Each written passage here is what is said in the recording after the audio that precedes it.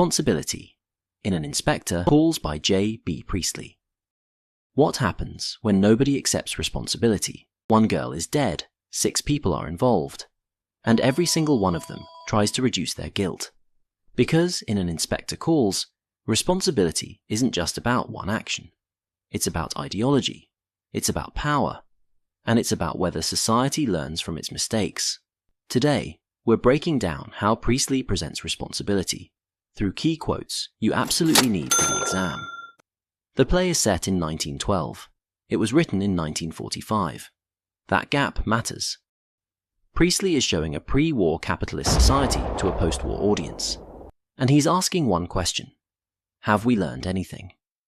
Mr. Burling, selfish individualism. Let's start with Mr. Burling.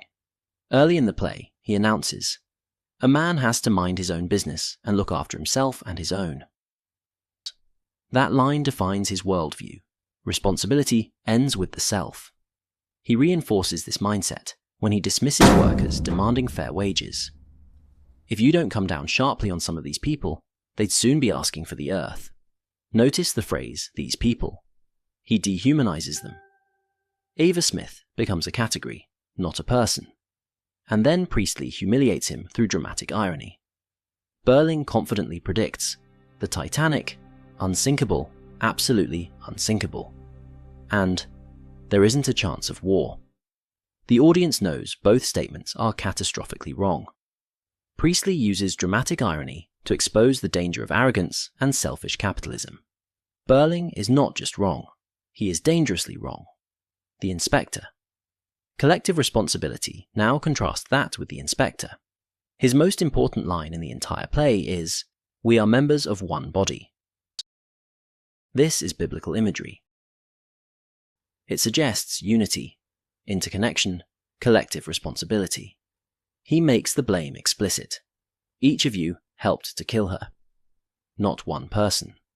All of them. Even more powerful is his warning. If men will not learn that lesson, then they will be taught it in fire and blood and anguish. For a 1945 audience, fire and blood and anguish sounds like war. Priestley suggests that refusing social responsibility leads to destruction. The inspector doesn't just solve a crime, he delivers a moral reckoning. Sheila. Moral awakening. Sheila is crucial. At first, she contributes to Eva's dismissal out of jealousy, but she quickly accepts guilt. "I know I'm to blame, and I'm desperately sorry." Notice the adverb, desperately. Her remorse is genuine. Later, she challenges her parents. "You're pretending everything's just as it was before." This is generational conflict. She understands that the lesson matters more than whether the inspector was real. She even warns them. "It frightens me the way you talk." Sheila represents change. Priestley presents the younger generation as capable of accepting responsibility. Eric, shared guilt.